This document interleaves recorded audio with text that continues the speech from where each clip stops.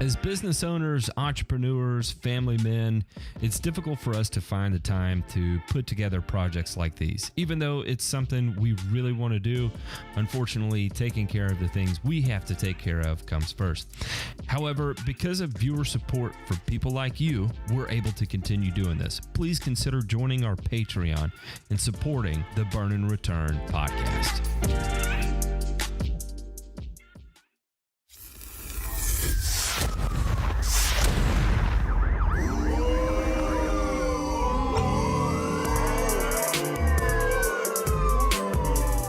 You're listening to Burn and Return, a weekly 1-hour podcast covering news from the agricultural and turfgrass industries.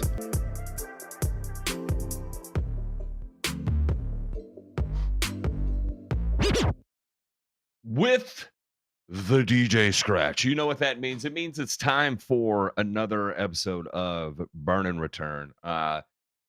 Man, I'm not gonna lie. I'm kind of hard. It's difficult for me right now to shake the reality of what's going on in East Tennessee and Western North Carolina right now. I just, it is absolutely devastating what those people are having to go through, and I could not feel any worse for them. And part of the reason is that I know a lot of lawn care guys in Asheville, North Carolina. Even some first responders out there. Shout out to Chris Elms, Andrew Stepp. And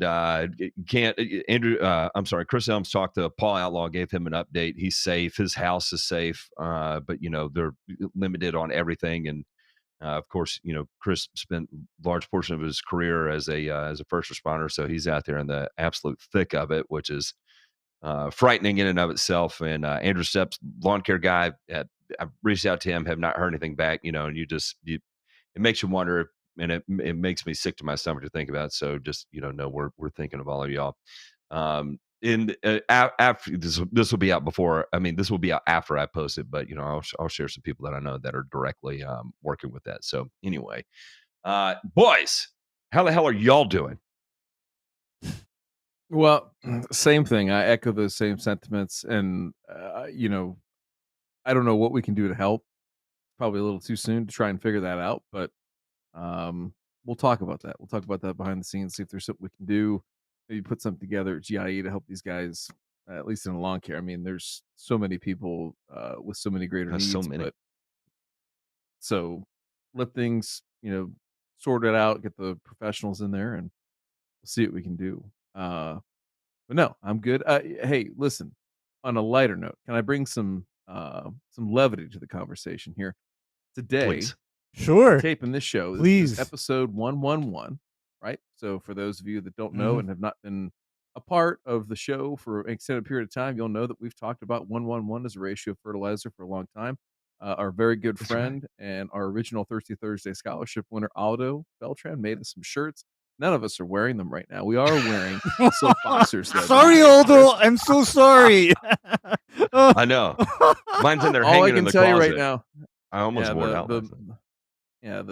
On the silk boxers, the middle one, the phosphorus number is very high right now. I can tell you that. Okay. They tickle a little bit, but no. So I wanted to make mention of this, guys, is that today is the 29th anniversary of the show MacGyver. J Pink, go ahead and put up MacGyver. Yes, MacGyver came out right 29 years ago today. And I'll tell you, for folks of a generation that are a little past us, they didn't know who MacGyver was, what he did. Basically, he solved all the world's problems, got the bad guys, never had to use a gun, and thwarted people through science. And I appreciate of all the people here in the lawn care YouTube space, I think we appreciate science the most. And so I thought, gosh, in today's day and age, we need a modern day equivalent of MacGyver. And we don't have one yet. Mr. Wizard meets Miami Vice. We need this. Want a bit? Want a bit, Ryan? Until today, 29 years after the fact. And it's it's not lost on me that MacGyver came out, and then not more than a year later that Matt Martin was born. So Mama Martin probably got worked up by Richard Dean Anderson. And look at what she made, a scientist of her own. Now, for the modern day, we need somebody that can help. We need somebody who's going to get in there and fight the good fight and outlast everybody. And that's why today we're premiering a new show. J Pink, throw it up there. McDriver. All right. So if you're in the Discord, if you are part of our community, you would know who this is. You'll appreciate it. If you don't, you need to get in here. www.patreon.com/burn and return. It is the best group of people that you'll ever meet. Throw the other one up there real quick. Yeah, there you go. Okay, that's the one specifically for me. Now listen. This is just one tease of many of the folks that hopefully will be in Louisville here in just 3 weeks, gentlemen, 3 weeks, and it'll be a good time. Hopefully, it's something now. Just thinking ahead, maybe it's something that we can put together a little bit of a fundraising effort or something behind some relief for the folks that we know, and to do it at Driver's expense and to have a picture of Driver carrying around the eggplant on a T-shirt. Who wouldn't want to wear that until it's a conversation piece, guys. You can take it home. You can wear it. All of your friends and loved ones will ask you, "What the fuck are you doing? What's going on?" No. It's not what it looks like. It's not what it looks like. See, this guy Driver, I mean, he is a Hall of Fame shit poster. He would literally outlast Putin and Xi Jinping at the UN table until they're done. They would tap out and be like, "I can't fucking deal with this guy. I can't work with him." So anyway, all that to say, gentlemen, it's going well. And thank God for MacGyver, and especially thank the heavens and everything that they bring for McDriver. There it is. Without a doubt. With that, let's check out this week's headlines.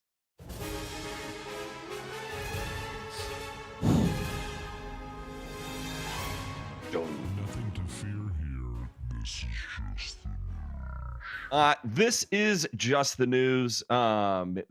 So I'm gonna bring up the talk of tariffs because on September 27th, our latest round of tariffs have been employed. And the big one here that everyone was talking about was lithium, EV batteries, EV car imports, and solar panels. But again, I want to say this is that you cannot hate corporate media enough. Like you can think about it however you want to, but I promise you it is not enough. I'm gonna keep this as even keeled on the political spectrum as possible. Everyone was talking about how the Trump tax was going to be tariffs, right? And it's a tax on the American people.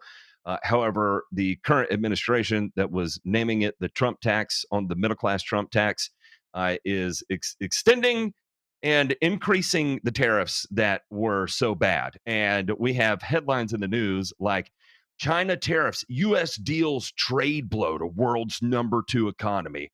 Biden's new tariffs on Chinese goods are mostly symbolic, and here's why. Look, the reality is that, and again, you can sort back through history as much as you want. You could go back to the Great Depression and look at how tariffs impacted the United States and the resulting Great Depression as a result of it. It's an economic fucking disaster, just flat out. Period. No matter how you try to spin it.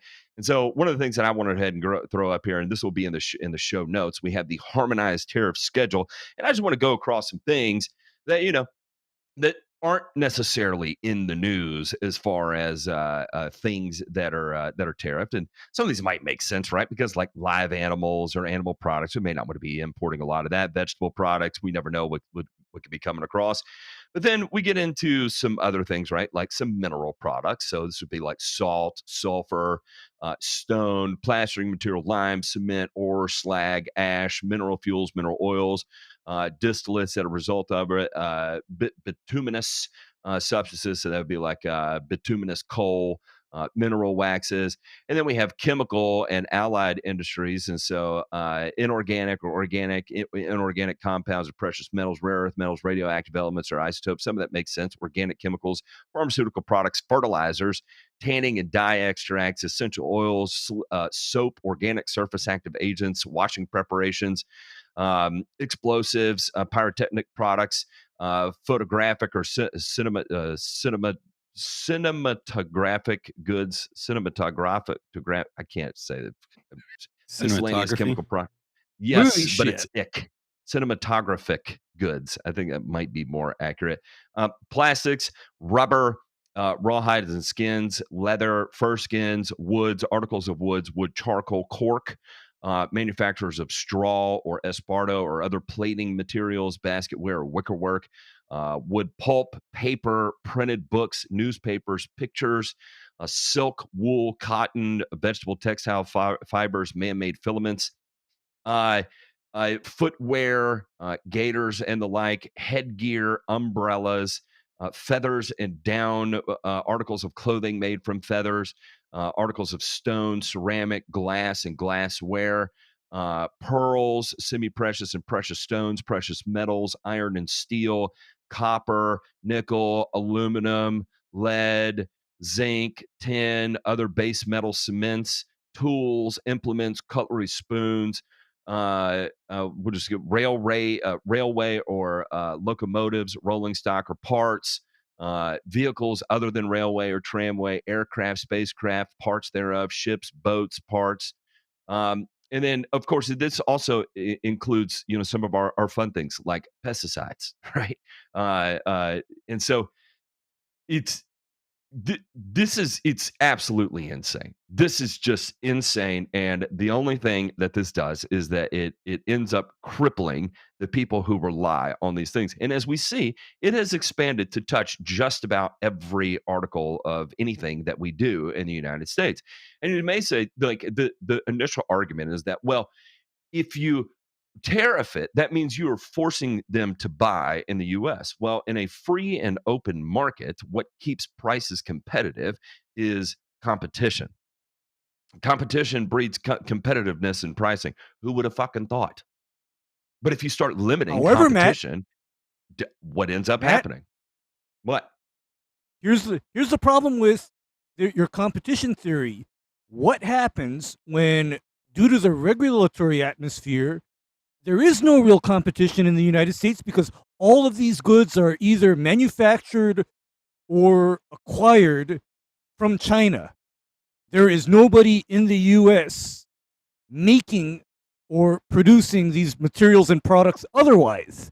Now, what do you think of that? So, for example, we'll just use Syngenta, which is owned by Kim China, and so what did they do? That's slick. Is that they shifted a lot of manufacturing over to India, right?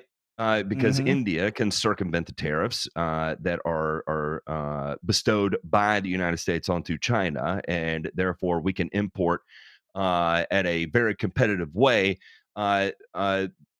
Name brand active ingredients under the Syngenta label. So these would be known as agency priced items, right? And so that way they can have the margin competitive to go after some of the US based manufactured ones, which would be like PBI Gordon and stuff. But guess where PBI Gordon's active ingredients come in? Are they out there doing the nitro reactions to produce DNI herbicide production in the U.S.? No, they're not. It's all coming from China, and then it's formulated into a final product in the U.S. Here's one more, Matt, that I think we talked about previously. Phenoxy herbicides. Where are a lot of the phenoxy herbicides manufactured nowadays? Because I know in the old days, Dow was a big manufacturer, and Monsanto. Dow and Monsanto were big manufacturers pre-year 2000. What happened to that? After year 2000, where did all of that manufacturing go? Where did it go, Ray? It went to China. Hello, it went to China. And here's the problem.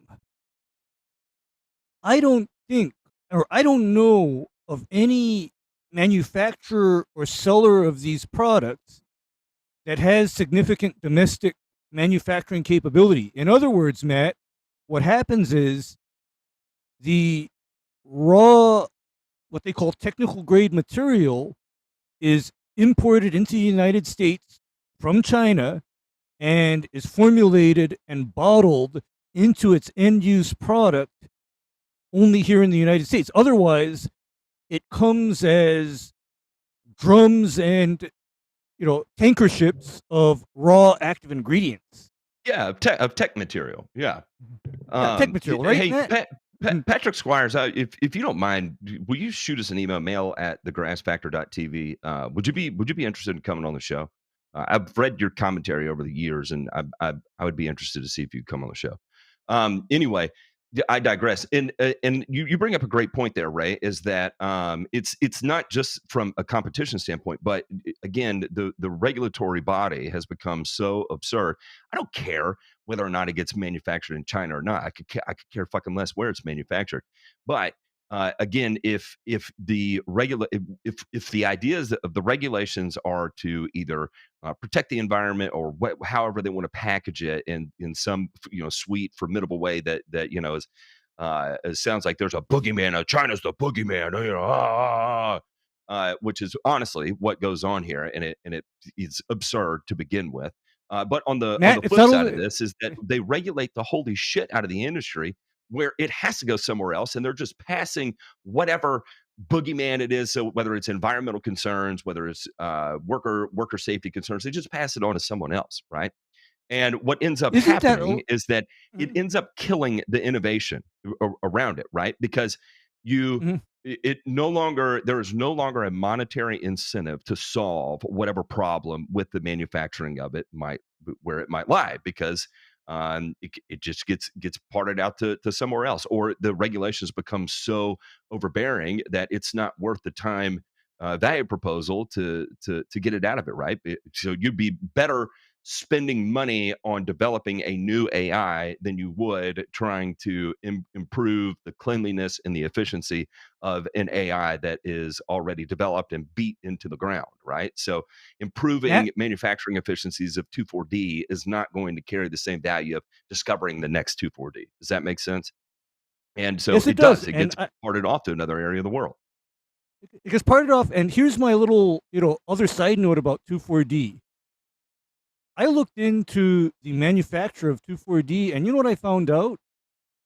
I found out that even when 2,4-D was domestically manufactured within the United States, after 1972, there were extensive requirements for that 2,4-D to be extremely pure. In other words, 2,4-D could no longer contain dioxins or other side reaction products, because that was one of the issues with 2,4-D, right, Matt? Sure. Yeah. And I do understand. Yeah. Okay, That 100% needs to okay, be controlled. okay. Dioxins are bad. But No doubt. then, but then, here's my little concern.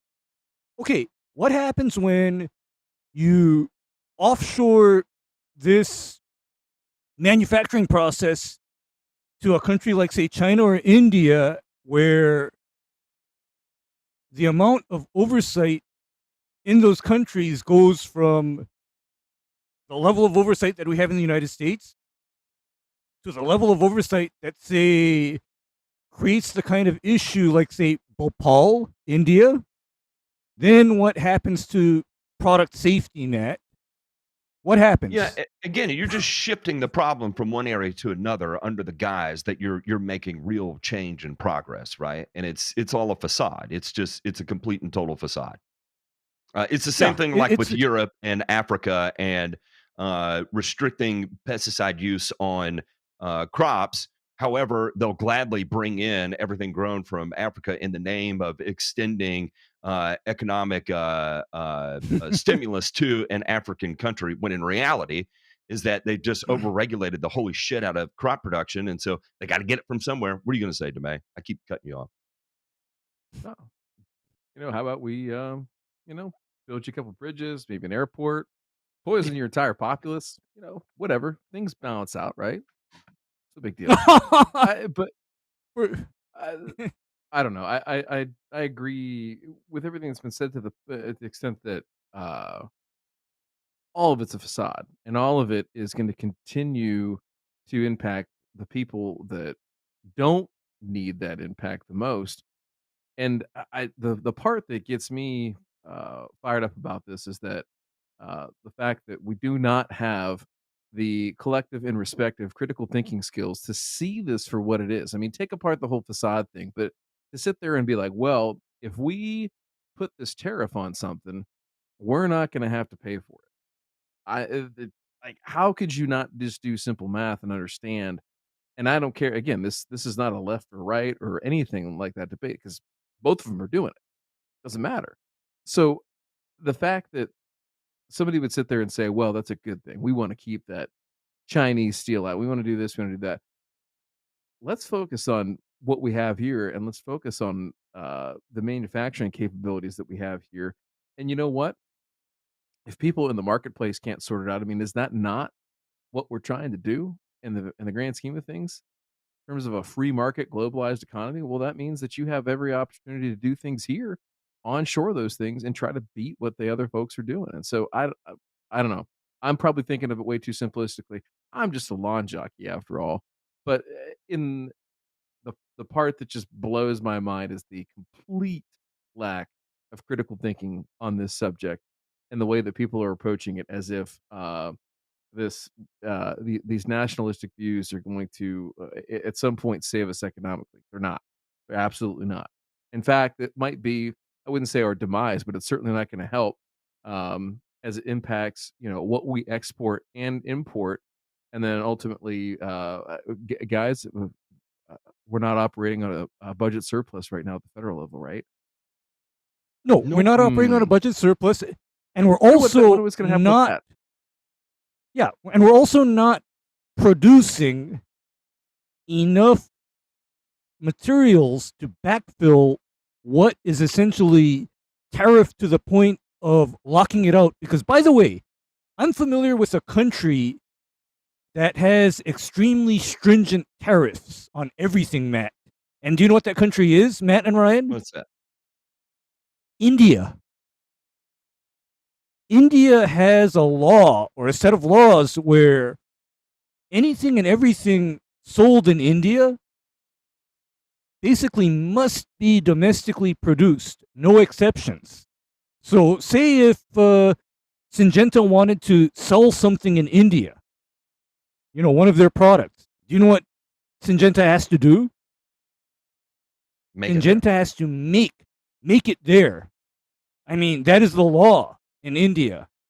However, in the United States, we're doing it in a completely different way in that we're saying we are going to put up so many environmental and worker regulations that make it impossible for a manufacturer who wants to manufacture something within the United States to do so.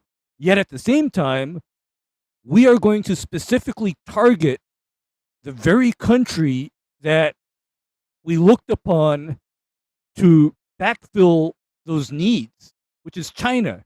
I mean, make this one make sense to me, because at one point we drove all manufacturing to China, and now we're still telling China we're going to lock out everything they make via tariffs. I mean, that just doesn't make sense to me. I mean, what is the end point of this? Are we basically going to say we're going to tariff it and we're going to regulate it out of existence within the United States, so that therefore, as a result of these conflicting regulations, this material or item just ceases to exist? Is that the end objective, Matt? I don't know. I have no idea in that regard. But my whole point is that I wanted to highlight the downstream effects of this, right? And it's not in this particular instance. So we'll just say we'll use fertilizer and pesticides, right? Again, it's created a monopoly in phosphorus.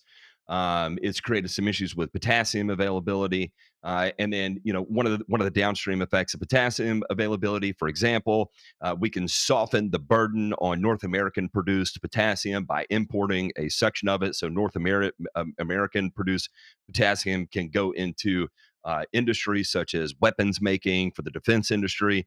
And when you can't soften the demand on North American produced potassium for via import, then all of a sudden you start running into supply and demand issues, right? In this particular to demand, and it's not like we have a shortage of war breaking out right now. So the availability of all the potassium in the world at our fingertips would be an advantageous thing, since potassium nitrate is a primary component of explosives and gunpowder and many other different uses in the defense sector. And so for example, if we take a look at the demand side of potassium nitrate right now, it's off the charts, and you're limited at where you're going to get it because if it's going into defense, it has to be U.S. Sourced. So you can't import it to begin with. So that means what your normal potassium mined minerals that could go into ag is also facing a demand issue because of the defense sector, and all of this is a secondary effect of not being able to import it. Right? And or not being able to import it in a price competitive way because of stupid things like tariffs. It all rolls downhill, and then it's the small and medium sized businesses that get fucked the absolute hardest over this. And if anyone wants to tell me the government cares about small and medium sized businesses and believe it, I you will never convince me of such a thing, and I am irredeemable in that fact, just completely unredeemable. Okay, so we got that out of the way. Um, Toro Company, SkyView Investment Advisors acquires 803 shares of the Toro Company. So, uh, SkyView Investment Advisors grew its stake in shares of the Toro Company by 8.9% during the second quarter, according to the company in its most recent 13F filing. The fund owned 9,870 shares of the company stock after buying an additional 803. Their holdings are worth more than their holdings were worth about $1 million as its most recent filing. Vanguard also owns roughly 10.5 million shares of the company. That's worth about $1 billion after acquiring another 103,000. And so anyway, Toro has some pretty diverse people that are moving into it, and I don't think they're going to be struggling. I know what's interesting about this is that I don't know a lot of people that are super happy with Toro right now. And so to see the positive sentiment and from the investment standpoint on Toro is a little bit shocking to me. Ooh. Let me ask you this, DeMay. Do you the percentage of people that have Toro contracts, what percentage would you say are happy? Oh, phew. I would say 8 out of Um, 10 is what I would say. Okay. And the 2 that are not happy I are violent. I would go okay, I would go higher than that. I would Okay. say 4 to 5 out of 10, and I would say that the brand loyalty is still there for many people. I would say, though, that the last, 4 years has left a extremely sour taste in their mouth, and I'm not gonna speak of anything that's not true here. I'm just gonna state the facts of some of the things that have taken place is that, so what the investors are probably looking at is that the demand is through the roof right now. There's a significant amount of demand in the pipeline right now to where throughput can't keep up. And so at first it was shortages in, materials and products and things like that, parts that were going to go into the machines to the point where they had like almost completely finished machines that didn't have like a steering wheel or, some electrical part that had to come in from overseas. And so to my understanding, they have smooth those things out, but there's still not the production capacity. So much so that they actually have paused the manufacture of some of their lower selling pieces for a period of a year or two to get caught up with some of the nuts and bolts of greens Mhm. mowers, rough mowers, things like that, right? And so I think it's almost like rep by rep warfare right now because you have some reps that have said, "Oh yeah, hey, 6 months to a year, you're gonna be good," and there are legitimately people that, you know, the, um, can't keep their promises, and so there are, now they're 18 months out, 24 months out in some cases, right? So you order a piece of equipment and you expect to have it 6 to 12 months, it's not there for another 6 or 12 months after that, that starts to become a problem. The other thing too is that, uh, at first, they were honoring their price, right? So if I sell it to you in March and say I'm gonna deliver it here in December, for example, I'm gonna hold the price that I set and said that, you would pay in March. Well, they have quickly and moved on from that and went to a model of, "Hey, we can't even really tell you what the price is going to be because you're going to pay whatever that price is at delivery. So there's some customers that have Wow. seen, their rapid rises, and the rapid rises are most of the way worked out now too. But again, those are things that have left a really, really, really tough pill to swallow. Lastly, the parts availability for some Toro products has been impacted, and that has also left a bad taste in some people's mouth. Now they've also really pared down their distributors. There's a couple of really big national, or not national, but large regional distributors that have bought up other smaller ones throughout the country. Very similar to what Deere has done to sort of consolidate their network on distribution. And so that has had, I think, an effect on customer service and service delivery, right? In the way of, you know, uh, product support, right? And also parts availability, right? So, for example, here in Ohio, I used to be able to call up and I could have a Toro part here usually within a day, if it was a standard stock item. And, there were so many thousands of parts that were a standard stock item at the distributor that served Ohio. That branch, which was in Ohio and was a family company for, I don't know, 2 generations, 6 decades, something like that, went away, and now all that stuff comes out of, the southeastern United States. So it's, 1 to 2 days shipping if they have it, and, you don't know the person you're calling when you pick up the phone, which, I mean, hey, that's just the way things are going. Maybe that's a gripe. That's a little bit boomerish of me to think that, things are gonna stay all hunky dory and, be like Mayberry forever. However, there's a certain set of people that work in this industry, guys, and I think what I'm talking about. That change is hard, and the velocity to change is even harder for a lot of people. And this one is stinging people where it hurts, right? Because there's machines that are breaking down, they can't get them fixed. There's machines that are breaking down, they can't get parts. They have machines that are broken down in foobar beyond all repair, and now at this point they need a new machine, and it's not here when it's supposed to be here. And so all those things I think have led Toro in a direction that I'm hopeful that from a market standpoint that they'll be able to correct. Their competitors have absolutely seized on this opportunity and have sold the balls out of all sorts of other colors of machinery that you now see in places that were dead red forever. And that's just the way that it's been here as of late. So I don't know what that bodes well for the future for Toro. Everything I hear is sunshine and puppy dogs, that the things are working themselves in the manufacturing side out, and that orders are continuing to stay at that high level. So maybe that's what they see. Maybe that's what the investor report shows. I haven't read it recently, but on the ground, I think the sentiment's just a little bit different. I'm not sure if you offer the many golf course superintendents or sports field managers the opportunity to buy Toro stock right now at some discounted rate, that they'd be like jumping at their at the bit, chomping ready to go. So that's what I think. There's your state of the market report. Yep, and I think that very accurately summarizes everything in a very less dramatic way than I than I would have said it. Uh, Hey, man, real quick, I didn't even think about it. One of our very own Miller is in Augusta, Georgia, and for those of you who don't know, Augusta, Georgia's run out of water. They had to cut water.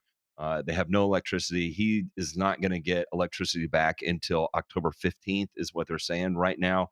And I mean, again, it's hard to wrap my mind around uh, the storm just creating that much havoc in the South. I mean, my God, that is absolutely nuts. He's posting pictures. In fact, J Pink, can you throw up a couple of these pictures here? So these here I'm gonna send them to you. These are images of him trying to get out of his neighborhood.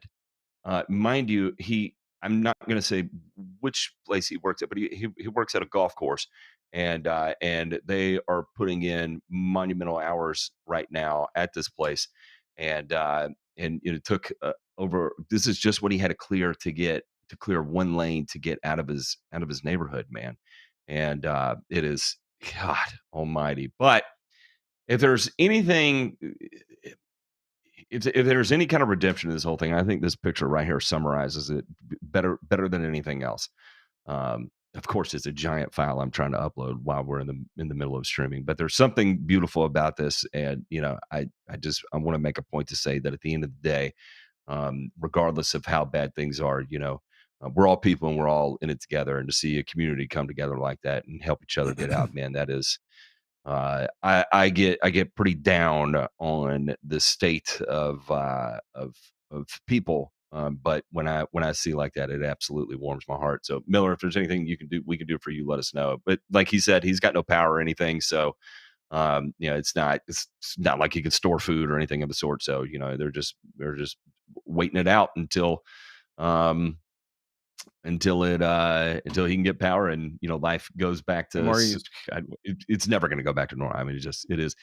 I lived in Augusta when that ice storm came, and I saw that picture. I was like, man, it looks like the ice storm. He's like, no, this is way worse than the ice storm. And we had power back in like 5 or 6 days after the ice storm. They're forecasting this October 15th. That's double. He said there's not a standing power line anywhere in the city, and that is absolutely scary as shit. And again, he's got a young baby and a wife, and man, that is so sad. It's just absolutely devastating. Okay, that's gonna wrap it up for the headlines. Do it. Can we do a Joe Knows Turf? Just like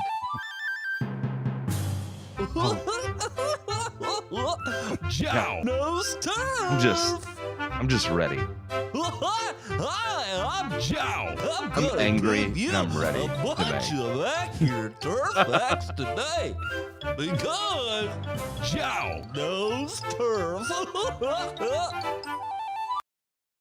Well, first, we missed last weekend because this is 111. You got to do a little bit of extra. And I thought, I'll tease the main event here in a second. First, let's check in with, I can't remember what this gentleman's name is. We left it unredacted. It is Jeremy Ross, is the gentleman's name. Go ahead and put this up, J Pink. This is our appetizer for tonight.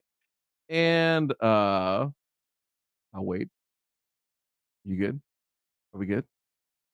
Yeah, just Pink, having technical difficulties. All right, It's I'll just because I set the had stage to for you. So, throw up pictures. well, I'm just gonna say this Sorry, is J that Pink. the first time that we looked at one of these, we thought, hey, it's a big nothing burger, nobody cares. And it turned out that the guy was absolutely fucking psycho and got Matt's phone number and started calling him and issuing death threats. So why not do it Oh, again? What a man. great way to bring back this segment. All right. So Jeremy Ross gets on the Southern Lawn Syndicate and says, hey, bought a 32-ounce a jug of Resilion, enough for many lifetimes. Same ingredient as Spectacle Flow, but almost 3x as concentrated. I also bought 8-ounce jars. If anybody would like to buy some off me at the cost of $100 for 8 ounces, $50 for 4 ounces, I'm doing the math right. 8 ounces, 65,000 square feet at the labor rate. Let me know if interested. Pick it up in Frisco. He's in Frisco, Texas, ladies and gentlemen. So if Jeremy is still selling this shit, we'll definitely let the Texas Department of Agriculture sort this out. But guys, let's just at least warn. Let's take the emotion off the table for a minute. Let's just let it simmer, right? Mhm. Remember, you're a boiling pot of rage and you're about to explode, but not yet. All right. What, Ray, Matt, what would happen Yes. in the hands of somebody who is, let's just call it untrained, who's not a lawn jockey, an unlawn jockey, to go out there and use this particular product, this formulation of indaziflam, which is the active in. Hey, Ryan, I have an indaziflam story. And this Does it wait, involve wait, a wait, wait. smoke cloud over I-20 in Conyers, Georgia? No, sir. No, sir. But I have an indaziflam story that illustrates how temperamental indaziflam can be. I remember the inception of Spectacle here in Hawaii, and what happened was some golf supers had some issues with goosegrass and other grassy weeds in their fairways. And so what they decided to do was they decided to go out with some Spectacle at the highest label rate. And they thought, you know what? Oh, Lord. I'm going to get this goosegrass. I'm going to get this goosegrass good. So you know what they did? They sprayed out that indaziflam Spectacle at the highest label rate. Wait. It gets better.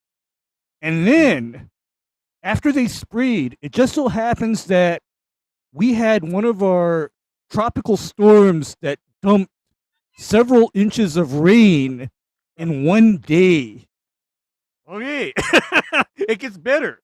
So wherever the water pooled after that storm, the grass was all kinds of shades of yellow and dead. All right? Because, I'm looking at what this Jeremy guy is advertising, and he's telling people, go put out this highly concentrated formulation of indaziflam on your lawn, and you know what? I got to take issue with his math, because, if somebody were to attempt to apply this indaziflam product to a maintained turf area, do you know what the actual use rate would be? Can you say 2 ounces per acre? That's your highest amount that you should attempt to even apply. And this guy is telling people 8 ounces over 65,000 square feet. I'm mathing that out, and I'm already getting visions of what happened to my Golf Super friends when they decided to max out on their spectacle flow.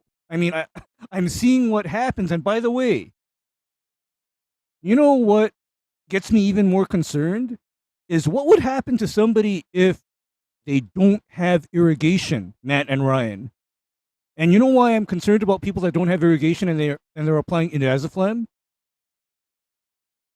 It is because the way the Bear people told me to apply spectacle to a turfgrass area, especially a highly maintained turfgrass area, is they told me you need to have control over the water. And when they tell me you need to have control over the water, what they want me to do is make my spectacle application, apply approximately a 1/4 inch of irrigation to that area, and then after that 1/4 inch of irrigation has been applied, they want me to shut off the irrigation and stop all water for at least 3 to 5 days. And that is so that the indaziflam active ingredient sits in the first 1/4 inch of soil and doesn't go any deeper. Because when that indaziflam goes any deeper, then it starts to really prune roots. And when the roots of the turfgrass are pruned enough, then you get turf decline. Then you get turf death even. And the problem with indaziflam causing turf death is that when turf dies from indaziflam, you are not looking at, oh, I messed up, I'm going to go reseed this or resaw this or resprig this and I'll be okay. No, because at high rates of indaziflam, you're looking at dirt for up to 6 months, if not longer. It's that good. Is this product even labeled for residential lawns? No, Matt, no. You know what course. Resilon is for? Resilon is for pastures and hay fields. I'm sure. Okay? It's for pastures and hay fields. I mean, that's what this thing is for. And that's why the high label rate is allowed, because you see, you know what I found out, Matt? You know when something is at pasture height, like say Bermuda grass is at pasture height, it tends to tolerate herbicides a lot differently versus, say, my bowling green or my wheel cut lawns. Did you know that? Oh yeah, it's on most labels that specify for at height of cuts less than say 1 inch or 1/2 inch. Here is the rate recommendations. Or you're not allowed to do it at all because you might smoke the damn Or thing. not at all. Yeah. Yeah. Like I said, Good find, DeMay. Good well, one. I didn't. Somebody posted that, but it just again, for all of you that think that, hey, I'm going to save some money, I'm going to do this, I'm going to do that by purchasing something that is not labeled, you're not helping anybody. And to go onto Facebook and try to sell it, hey, just don't. You're a fucking And idiot. wait, Spencer, what kind of person is that? If You they go are on there a on Facebook? fucking pussy.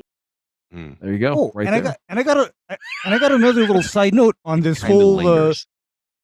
Resilon matter is that, do you know what's on the bottle that like glares out at me?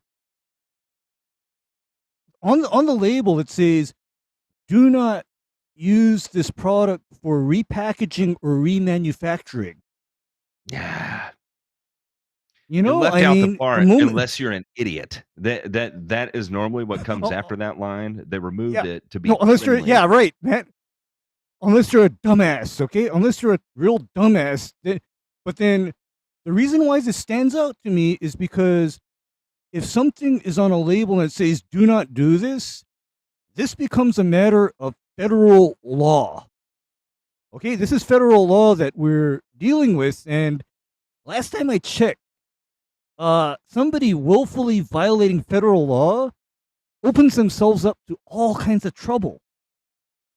Never mind the manufacturer being able to come after this person directly because they're remanufacturing and repackaging their product without consent. How's that? What else you got, DeMay? Can we top Well, that? oh, I think we can. In the spirit of 111 and the fact that we're fall, I thought we would watch a video and get educated on how to properly use starter fertilizer when establishing a new lawn by none other than our friends at My Soil. Take it away, J Pink. Ooh. I'm Matt. Today we wanted to take a little bit of time to talk about the process of overseeding, what this looks like, and what you can ultimately expect at the end once you've done this process. So we're standing here in a recently overseeded lawn right now, and I just want to kind of walk through timeline and some other steps with Chris. So Chris, can you talk a little bit about spring versus fall and what the benefits might be? Yeah, we like to overseed or do new seedings in the fall versus the spring in most parts of the country. The reason we do this is because the fall offers some strategic advantages to us. One of them being soil temperatures are still warm, but nighttime temperatures are cool. We also have a lack of weed pressure or less weed pressure in the fall compared to the spring. So that offers us some advantages when we put new seed down and have open soil exposed. I think you really hit it there, you know, with soil Pause. temperatures, with the weed pressure. Okay. So Time's up. It's over. they have laid out an effective case for fall seeding. Now let's slide up here to about 7 minutes. Let's watch here and let's let them talk a little bit about. Let's let this guy here tee up and talk about Chris and talk about this real quick. All right, go ahead. Thoughts on after the seed's in the ground, what do we do? In this specific scenario, we didn't do any mulching, which is adding compost or peat or something over the top of the seed to just protect it a little bit more, hold that moisture in.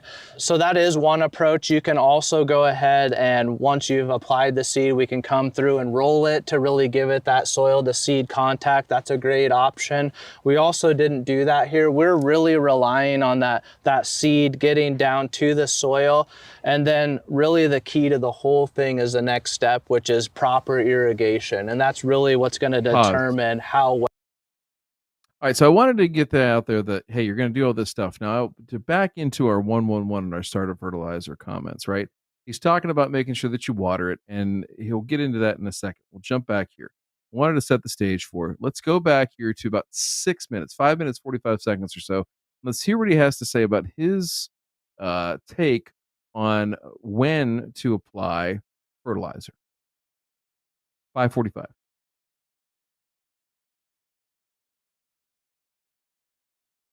So now we're going to give an advantage just germinated, and also we're going to be pushed to mow a lot quicker than we would if we delayed our fertility. So my strategy and what I like to do is actually delay applying the fertilizer for at least 1 week until the new seed has germinated, it's up and going. The new seed has enough energy in it to really get up and going and give it a good jump without fertilizer.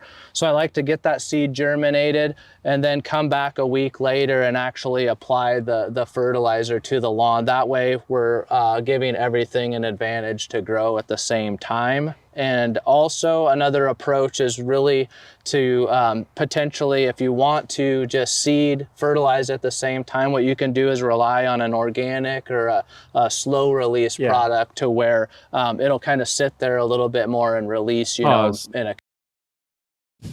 Just to clarify this, and we'll jump back in a second. Let's just quick pause.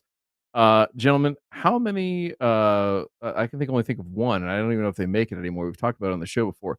How many slow release phosphorus products are there on the market right now?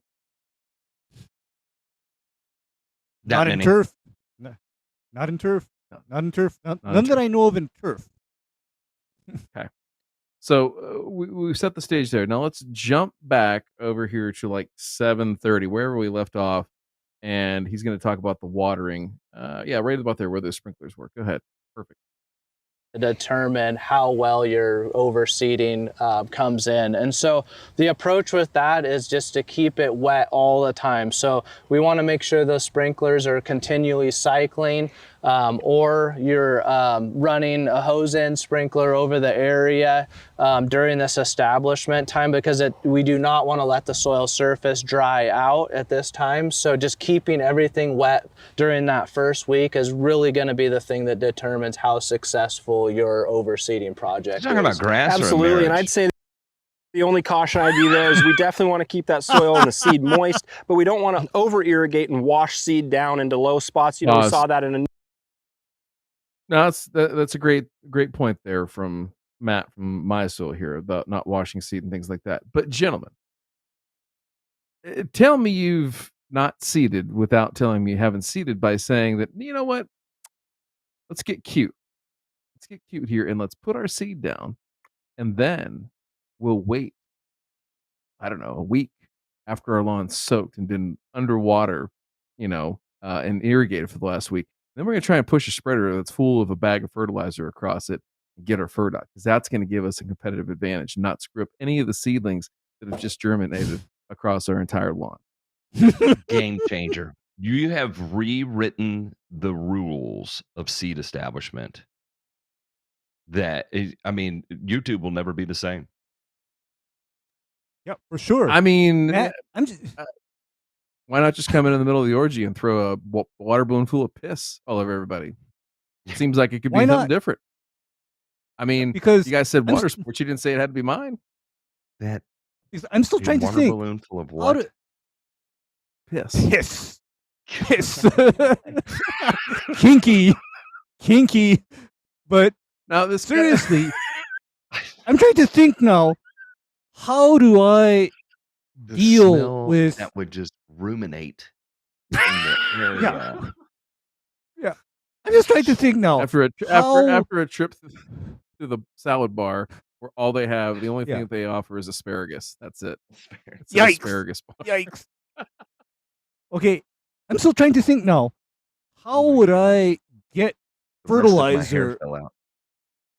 onto this overly saturated turf area and not cause a lot of damage? I mean, unless of course these Look, he jokers is. have Look, I know exactly what he's doing here, right? He's playing that game. Okay, if anybody wants to play a game, okay, what you do is you take a couple of cups and you fill them with soil. You put your seed down, you wet it, and you go stick it outside. One of the cups, you take a handful of triple 13 and sprinkle it over it, and then another you do fucking nothing to, right?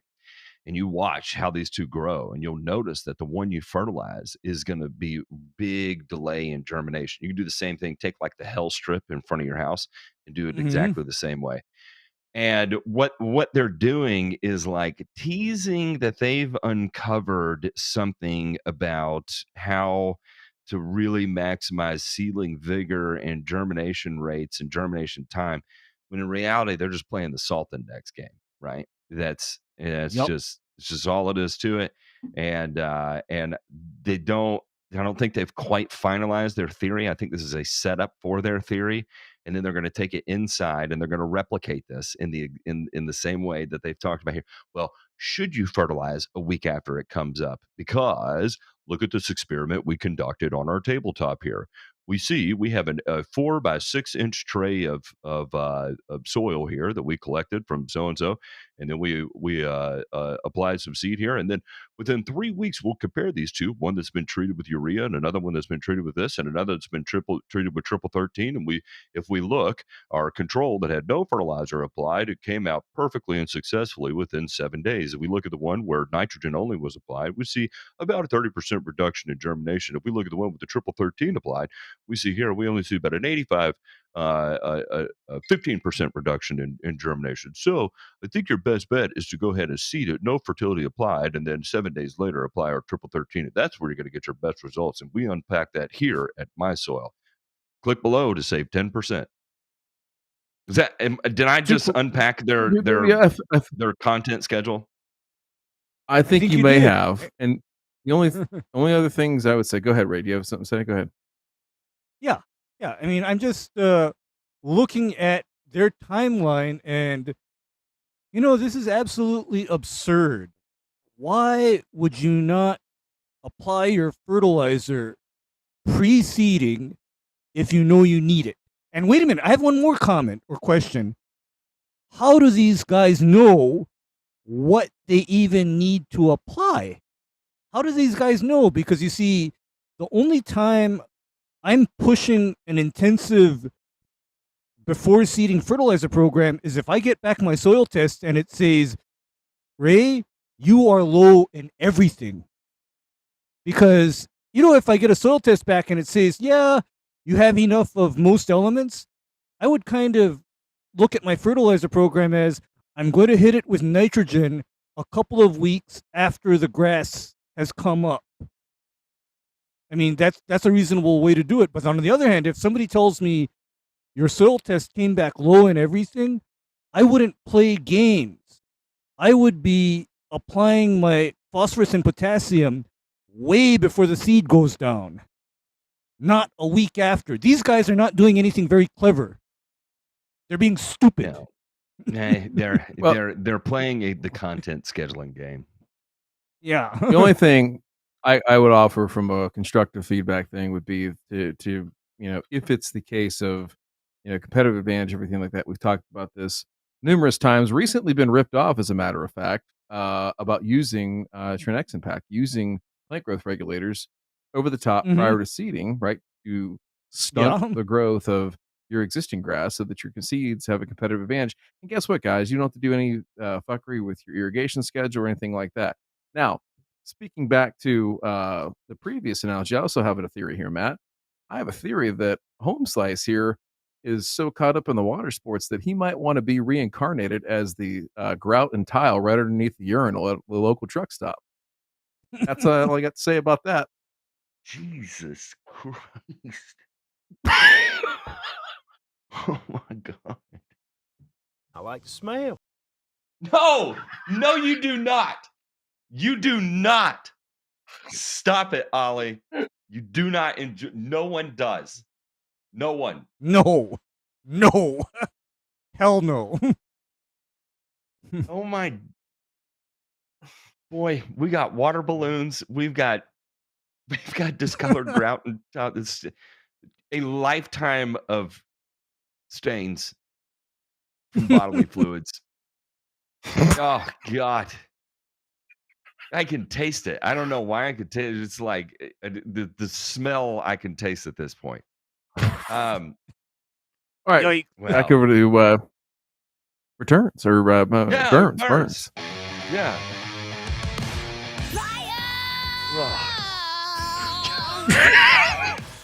I think I'm going to skip pilot tomorrow.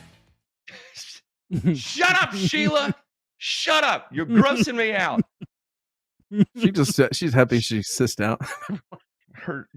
Sheila's nickname is the grout underneath the urinal at the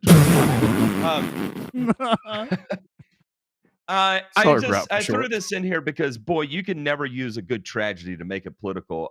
Climate change is making hurricanes like Hurricane Helene more intense, scientific research shows. I'm not going to get into this, and so I brought it up to say is that you can never let a good tragedy go to waste, and boy, you gotta point at everybody and tell them how they're all doing it wrong, and it's all your fault that Augusta, Georgia got hit like it did. It's all your fault that uh, uh, uh, Asheville, North Carolina is underwater. It's all your fault. And until you do something about it, it's just going to continue to happen. You're raising the oceans, the ocean temperatures. It's all your fault.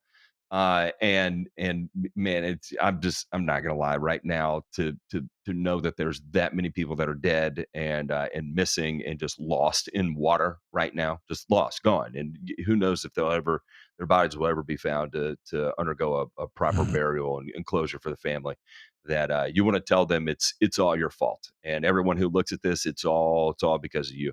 And I wanted to take this moment to just remind, let's see who wrote this here. A once in a lifetime storm has been reduced to, this is just the result of climate change, by Rachel Oh, Frazen goody. here. And let's Okay, check out her who's credentials Rachel? real quick. Let's check this out. Yeah, who's She covers energy and environmental policy for the Hill. That's everything to climate change, to gasoline prices, to toxic chemicals, to renewable and fossil energy. In addition to my work, I'm co-writing a book about PFAS, and I'm originally from South Florida. I studied journalism and political science at Northwestern University.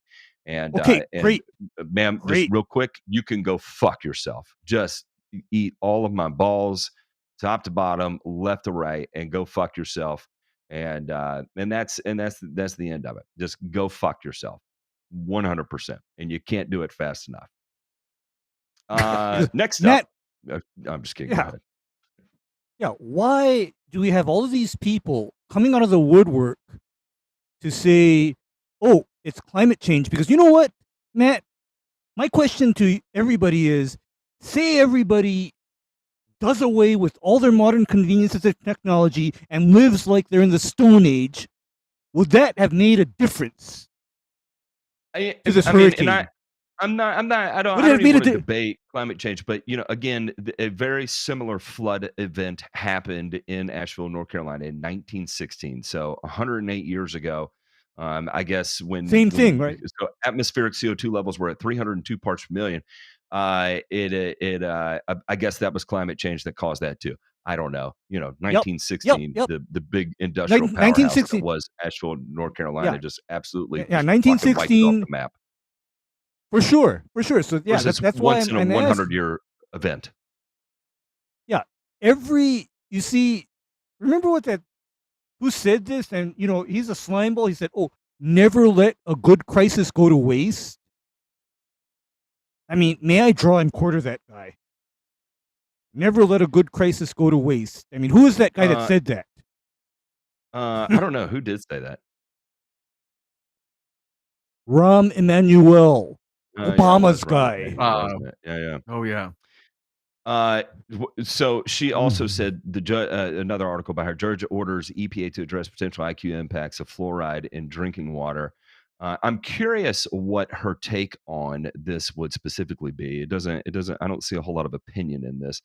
But I would say the note here is that there's a growing body of evidence that shows that consuming too much fluoride will lower IQ in children, and it's added in water and toothpaste. And I would say this chick definitely was eating toothpaste by the tubes as a child, and that's how she landed this role at the Hill. Because again, I just want to reiterate: you can never hate the media enough. Then we have TimberQuest here.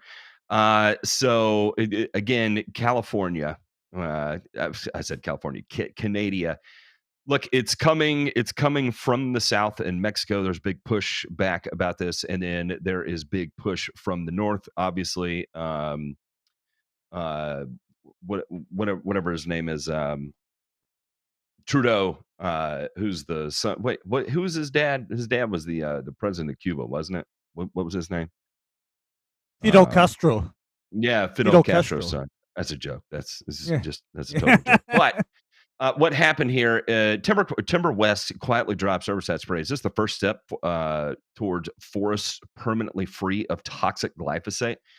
Again, this is absolutely insane. Timber West planned to spray almost 10,000 hectares of replanted forest with glyphosate and triclosan, both of which are toxic plant and fungi killers. What in the fuck are you talking about? My If that goodness. was the case, could you imagine a fungi killer? Really? You mean I can go spray all those mushrooms growing and with glyphosate, and it's just going to Glyphosate, absolutely yeah. smoke. Why are we running fungicides when we could just spray glyphosate? How stupid we are as humans Okay, that and we just don't spray and Matt, glyphosate instead of this. and I have a question. Triclopyr.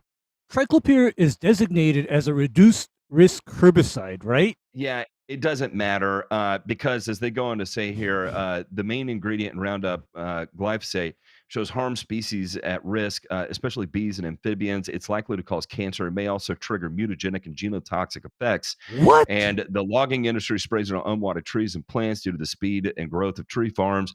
Wildlife, traditional foods, medicines, and ecosystems rely on these unprofitable native species that are killed by toxic herbicides. So again, the sale and use of glyphosate needs to be banned nationwide. Programs director at the Awanakola Foundation. The fact that logging companies knowingly poison the land where trappers, gatherers, hunters, and general public spend time is yet another shocking example why the forestry sector has lost its social license and desperately needs a paradigm shift. So your social credit score is now 0. I have another question. Say this. What's that? Here's my other question, Matt. Okay, say you handcuff and hobble the forestry industry like how this mandate is about to do. Can you please tell me what the hell do these people propose to make houses out of once the forestry industry has been hobbled like this? I mean, please tell me that these people do not need lumber. Please tell me that. Please tell me that they don't need. Oh, or wait a minute. Please don't tell me that they don't even need the pencils that they stick into their own pee holes. No, so then we'll just replace. We'll just replace it with PVC and polyfluorinated alkyl substances like PFAS. And just again, when you're checking your sources here, I'm looking at this. She is a West Coast women, WOMYN, and a rad ecofeminist. Is the author of this. But again, seriously, the whole reason I bring this up is that there is a big anti-glyphosate push coming out of Mexico right now. Obviously, it exists in Canada, and then the U.S. is sandwiched in the middle. I don't think this witch hunt on glyphosate is going to end anytime soon, right? With the ilks of Stephanie Seneff, who has spread all kinds of absolute insane batshit stuff. I get comments every day on videos about glyphosate that I have put out. The one of the latest ones that I decided to engage with was a lady who was talking about all the harmful effects of glyphosate on the human body. And then I explained that it directly affects an enzyme that does not exist in mammals. Period. The shikimate pathway does not exist in mammals. So the idea that it kills anything with organic matter, and she cited, people are organic matter too. Well, it does so by interrupting the shikimate pathway, and we don't have that. So as a matter of fact, it doesn't. And by the way, glyphosate doesn't kill organic matter to begin with. That's just an absolute bananas of a statement to make. So anyway, it's all around us. It's not going to go anywhere. I just want to stress, use a moment to read the latest literature on glyphosate that is peer reviewed and published, just so that way when you encounter these people that you can speak coherently, calmly, and gently, and hopefully nip a lot of this in the bud before it becomes a problem for your business, which is my primary concern. Let's check out this week's returns. La la la la la la la la la la la la la la la la. I'm back. I am back. Lawn jockey statue stolen from Fayette County barbecue joint. Gosh damn it, DeMay. We gotta find this guy. Actually, it's a couple guys. They got a video of him stealing it. Oh my, JP, can we play the video? Oh, they did. Wait, why is this guy called a lawn jockey? He's not wearing a spray guy. Maybe that is a spray guy outfit. It's a tieback vest. Look at that. Fayette County barbecue joint is dealing with a theft, and it was all caught on camera. LDX 18's Ellen Ice shows us what happened and has a description of the thieves. Take a look at this surveillance video. The burglary happened course around it's a 5 meth a.m. head. on Look at that Sunday truck. on Old Richmond Road at Proud Mary Barbecue. Honky tonk You can see a gold barbecue. pickup truck slowly drive past and then pull up. In this angle, you see one man with a black mask on scope out the 3-foot statue of a lawn jockey. About a minute later, a second man Dude, gets your out of ass the is truck, hanging out. also What with are his you face doing? You garbage ass trash motherfucker. You look This is God in the Commonwealth of almighty, Kentucky, man. Matt. Of You know course that. it is. The guy shot and killed the judge earlier in the day. Now he's prowling for lawn jockeys at night. What is going on in this state? God love it. It needs all the help. and they May both Lord load have the mercy on statue your in the soul, truck the and state of leave. Kentucky. Tommy Walters, He who owns doesn't the even have a restaurant catalytic alongside his converter or daughters, exhaust on his truck. It's all been cut off and scrapped, hadn't it, for more meth? Yep. There should be a long-lasting 100-year case study on the sheer hunger for the amount of meth in Kentucky. It is just, it's insatiable, their need for meth. I don't get it. How could it just craving it on an unprecedented, unparalleled level? It's not like they're going to do a bunch of meth and go to work. They do a bunch of meth to go steal more shit, to do more meth.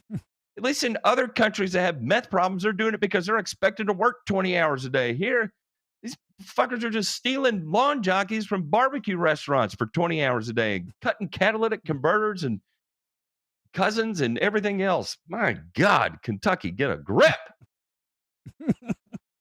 Jeez. Meet the Chew Crew. Good. This is beautiful right here. Meet the Chew Crew, Nashville's eco-friendly grazing sheep alternative to mowing.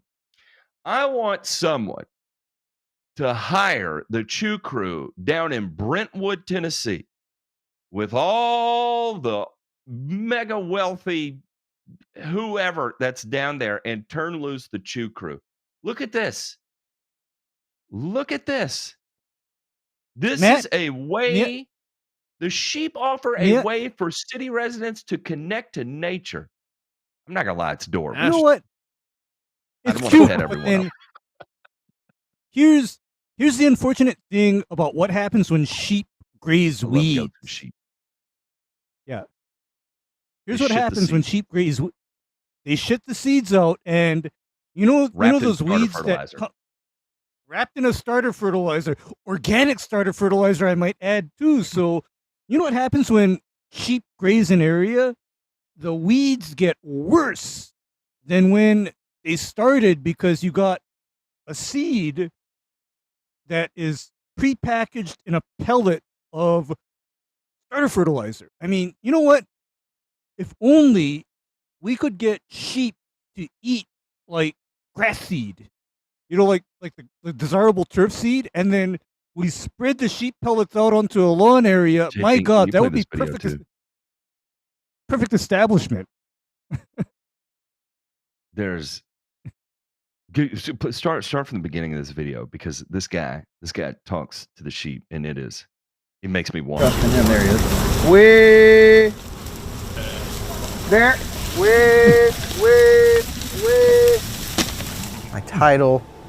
You could say small business owner of a urban sheep I've grazing never heard sheep land calling management before, company, or just but urban if all shepherd. you gotta say is Sheep are way, never gonna and then make it look like make a like a putting bat green, noise but in the middle they of it. can achieve a goal Sammy, I want 50 of these damn things, and I want them tomorrow. of reducing the vegetation load. Could you especially imagine just sitting out in your backyard and having like 50 It sheep has to just be the come right hang out with landscape. It you? has to be too steep, too rocky, too I overgrown. wouldn't want to shear I them. could, hard Matt. to reach. Look at that animal. I want that. The And it's a border great collie, excuse Although to get an Matt- Australian he rides shepherd with or a me. border collie. And Of he's course, a Matt. herding dog. I would want So the his sheep job for is to another gather- reason. You'd I would want eat the them. sheep for another reason. Exactly. I'd eat Lamb them too. chops, I'm not anybody? against eating a sheep. I'll eat a sheep. I had lamb the other day, as a matter of fact. I had it at the Indian restaurant, so it may not have been That's lamb, right. but it said so on the menu. No, So you did have curried lamb. Oh my God, Matt, that is Boti next tikka level. masala. It is super good. And it's crazy cheap. And boy, it will set your insides on fire if you get it Indian spicy. And it's exactly what I needed because it cleared me out like Sheila clears out the grout underneath the urinal. They don't call her CLR for nothing. I don't want any mats. All right. I'm going to have horrific dreams about this tonight, as a matter of fact. And I owe every bit of that to DeMay. I'm going to wake up at 4 a.m. and have to pee. And I'm going to smell it in the room. And I'm going to be convinced that someone either water bomb ballooned me or I peed myself. One of the two. I don't know. or you're going to sit down the next time you pee. Got it. I'm going to go do that right now, as a matter of fact. Just out of fear and loathing Las Vegas. Just get it out of here. Out of my mind. I hope everybody enjoyed the show today. God bless the sheep. And again, if you know anyone in Western Tennessee, East Tennessee, reach out to them, make sure they're okay. And tomorrow I'm going to put up a bunch of people that I know that are actually providing direct aid to those areas, and if you're of means, contribute to them. There's a few lawn care guys that I know that are directly doing this, and so I'll put up some links for them just to show some love to those guys because they're absolutely out there hustling. And hey, man, they're one of our own, and so to see them out there making a difference, I think helping them do as much as they can is good. It's a good way. It's a good way for us to give back. Miller, thinking of you and your family too, my friend, saying a prayer for you, and to everyone else out there that's dealing with this, man. I wish you all the best, and I hope some sense of normalcy comes back sooner than later. With that, we're going to GTFO. Squires, got you. You're coming on. There's a few people I want to come on and talk about trade and economy. I would love to have Timmy come back on and talk about that as well too. I think we get Carolina Cutting to come back on and talk about it too, because I know they have some interesting takes on it. And then hopefully, if we get that pounded in enough, then we can convince someone like Driver to come on and actually have the flip side of the conversation with us, who is just going to toe the party line no matter what. And I think it would just be an absolute riot. Anyway, I think that's covered it. Out there saving the world. Everyone have a fantastic week. Go kill it. We'll catch you next time. Bye. My brain is still fried from J Pink. How much time did you volunteer at the